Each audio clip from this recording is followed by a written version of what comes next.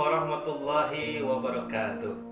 Alhamdulillah, wassalatu wassalamu ala rasulillah Sayyidina Muhammad ibn Abdillah, la hawla wa la quwwata illa billah, amma ba'du.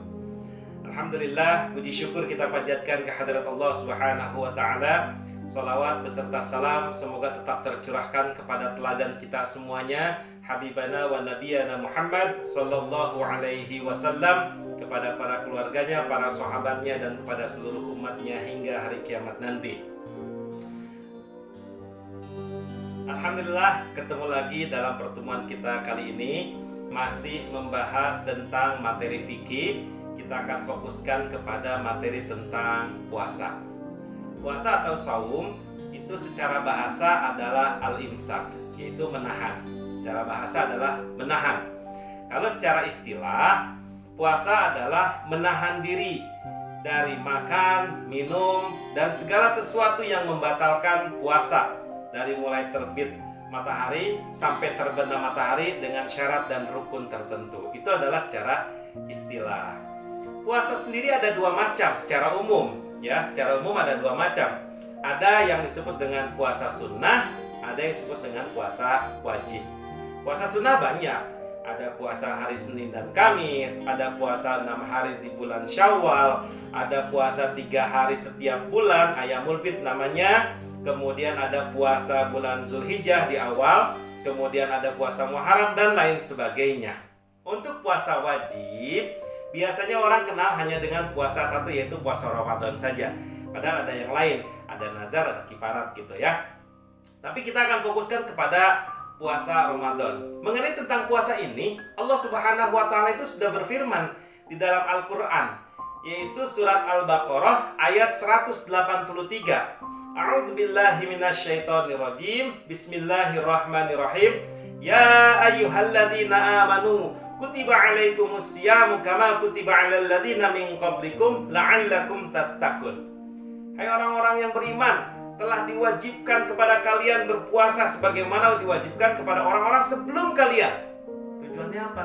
La'allakum tattaqun, supaya kita semuanya menjadi orang-orang yang bertakwa kepada Allah Subhanahu wa ta'ala. Gitu. Mengenai puasa tadi sudah disampaikan ada ketentuan, ya, rukunnya. Untuk puasa Ramadan khusus kita akan bahas, yaitu ada dua rukun. Ada dua rukun, ya. Yang pertama adalah niat di malam hari. Niat di malam hari. Maksimal adalah sebelum subuh, ya. Sebelum azan subuh niat, itu maksimalnya, gitu ya. Bagusnya adalah di malam hari niatnya, ya, niat untuk melakukan puasa di esokan hari.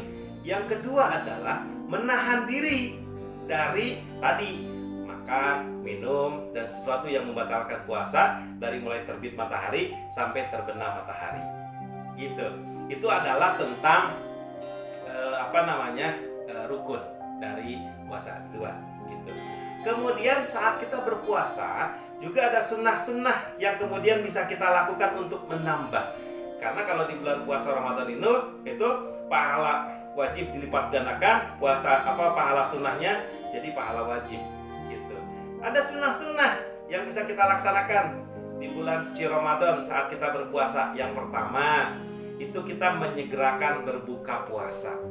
Saat kita mendengar azan yang favorit ketika di bulan suci Ramadan, yaitu azan apa? Azan maghrib. Ya, ditunggu-tunggu azan maghrib. Allahu Akbar, Allahu Akbar. Wah, azan maghrib.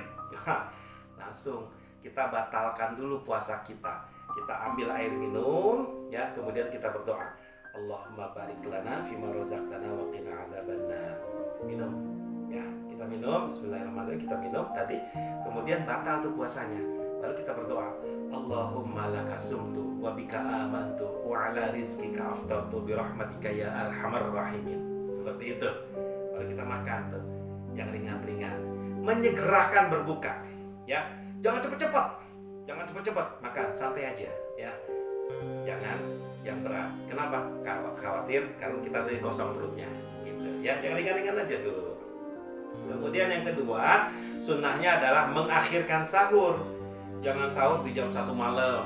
Jangan sahur di jam 2 malam, ya. Diakhirkan 30 menit sebelum azan subuh itu kita makan sahur, gitu gitu ya.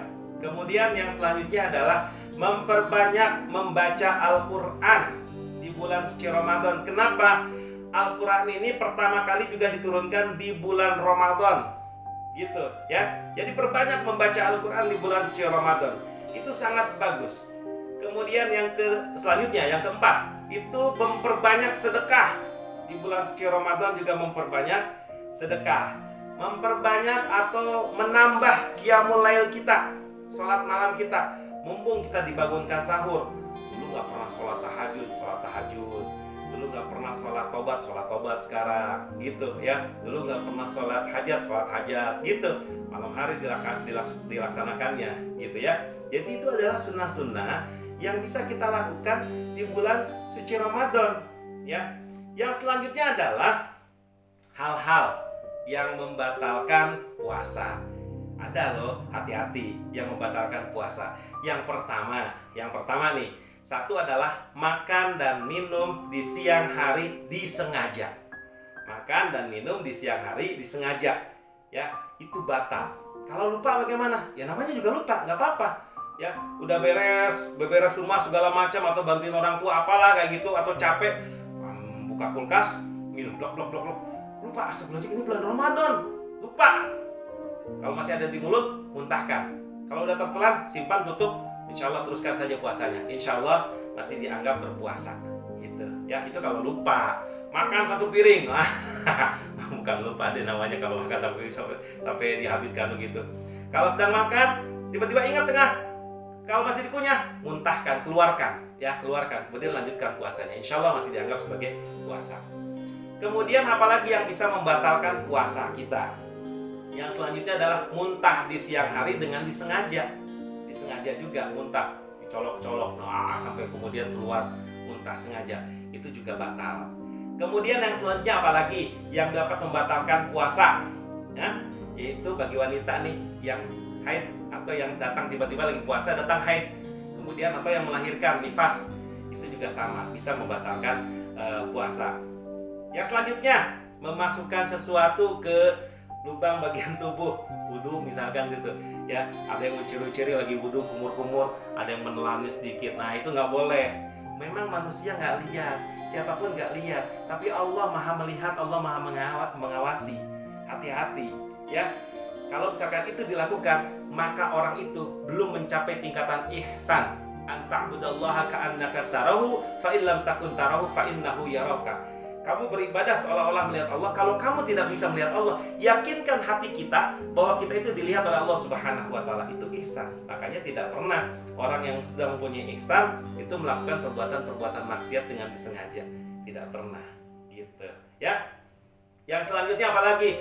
Bagi suami istri bersetubuh di siang hari, itu juga sama, dapat membatalkan puasa. Apalagi kalau dilakukan oleh suami istri bersetubuh itu kemudian di bulan Ramadan, nah itu luar biasa ya. Sudah dia harus mengganti di tempat di hari yang lain di luar bulan Ramadan, menggantinya juga tidak satu hari, tapi ada ketentuannya nanti, gitu ya. Baik, selanjutnya selain hal-hal yang dapat membatalkan puasa, juga ada orang-orang yang boleh untuk tidak berpuasa di bulan suci Ramadan. Satu, yaitu orang yang sudah tua, ya, sudah tua renta, yang sudah tidak mampu untuk berpuasa, maka boleh untuk tidak berpuasa. Itu diganti dengan fidyah nanti. Kemudian orang yang sakit menahun, ya, sakitnya lama, itu juga boleh untuk tidak berpuasa. Kemudian orang gila, ya, hilang akal, itu boleh. Kalau mau nggak puasa, ya jadi orang gila deh, gitu ya. Itu boleh tidak berpuasa. Tadi kemudian orang yang sedang haid, ya, sedang nifas, itu boleh untuk tidak berpuasa. Kemudian orang yang sedang dalam perjalanan musafir, tapi bukan dalam keadaan maksiat, ya, perjalanannya bukan tujuan maksiat. Misalkan perjalanannya untuk silaturahim atau pulang kampung mungkin, itu boleh untuk tidak berpuasa di bulan suci Ramadan, tapi diganti di hari-hari yang lain. Yang sakit menahun atau sakit biasa memang tidak kuat, boleh juga, ya, tidak berpuasa, tapi kemudian diganti nanti di hari di luar bulan Ramadan. gitu. Baik, yang selanjutnya adalah ada loh ibadah yang khusus dilaksanakan di bulan suci Ramadan, yaitu yang pertama sholat tarawih. Tarawih ini secara bahasa artinya tarwihah. Tarwih itu artinya mengambil istirahat dari rokaat-rokaat sholatnya. Makanya kalau sholat tarawih jangan buru-buru. Nggak baca, itu nggak benar bacanya, gitu. Ya, dapatkan tumakninah dalam setiap sholat, kan itu bagian dari rukun. Jadi kalau sholat tarawih jangan cepet-cepet juga, ya, atau jangan terlalu santai juga mungkin, khawatir nanti orang tuanya kelamaan atau memang ada pekerjaan yang lain, atau karena dilakukannya malam, nah itu nanti mengantuk gitu ya. Yang kedua, sholat tarawih itu dilaksanakan ba'da isya, ba'da sholat isya, gitu. Jadi jangan melaksanakan sholat tarawih pada subuh, jangan melaksanakan sholat tarawih pada maghrib, pada zuhur, pada asar, jangan. Sholat tarawih dilakukan malam hari, itu ba'da isya. Ya sampai kapan? Tadi sampai menjelang subuh gitu. Makanya harus diatur tuh waktunya. Kalau misalkan mau sholat tarawihnya nanti malam, boleh. Karena sholat tarawih itu boleh dilaksanakan sendiri, boleh dilaksanakan berjamaah, baik di rumah maupun di masjid, boleh dilaksanakan. Hukumnya apa? Hukumnya adalah sunnah muakkad, sunnah yang sangat dianjurkan untuk melaksanakan sholat tarawih. Berapa banyak yang harus dilaksanakan? Sholat tarawih itu bisa 8, bisa 20, plus witir biasanya. Biasanya witirnya dilaksanakan 3, berarti 8 plus 3, 11. 20 plus 3 berarti 23. Nah setelah itu di ujungnya doa, baru kemudian biasanya ada doa untuk puasa, niat puasa untuk besok harinya, gitu. Itu adalah sholat yang khusus ada di bulan suci Ramadan, yaitu namanya sholat tarawih. Makanya jangan disia-siakan ya. Masjid penuh di hari pertama, ya di hari pertama sholat tarawih penuh. Harusnya sampai ujungnya juga penuh, sampai akhir. 1 bulan kita berpuasa di bulan Ramadan itu penuh juga harusnya sampai akhir. Jangan cuma di awal-awal doang, gitu. Kenapa? Buat syiar, ya. Buat mensyiarkan bahwa inilah Islam, kebersamaannya luar biasa, gitu. Yang kedua, yang ada kekhususan ibadah di bulan suci Ramadan apa? Yaitu zakat fitrah. Memang zakat fitrah ini batas maksimalnya adalah sebelum khotib naik ke atas mimbar, gitu ya. Imam melaksanakan Idul Fitri, gitu. Jadi kalau bisa dilaksanakannya di bulan Ramadan, di akhir Ramadan, ya itu diberikanlah zakat fitrahnya berupa makanan pokok, atau mungkin ada yang sudah membolehkan dengan uang, silahkan dilaksanakan seperti itu. Intinya adalah ibadah di bulan suci Ramadan kita harus maksimalkan dengan sebaik mungkin. Jangan kita sia-siakan. Datangnya 1 bulan itu 1 kali, ya, dari 12 bulan 1 kali datangnya. Jangan disia-siakan. Dan di bulan Ramadan itu banyak sekali pahala yang bisa kita dapatkan. Oleh karena itu mari sama-sama kita tingkatkan kualitas ibadah kita, ketakwaan kita, keimanan kita buktikan di bulan suci Ramadan dan dibawa sampai keluar bulan suci Ramadan. Itu saja yang bisa saya sampaikan. Mudah-mudahan bermanfaat khususnya untuk saya pribadi dan umumnya untuk semuanya jamaah. Billahi taufiq wal hidayah. Wassalamualaikum warahmatullahi wabarakatuh.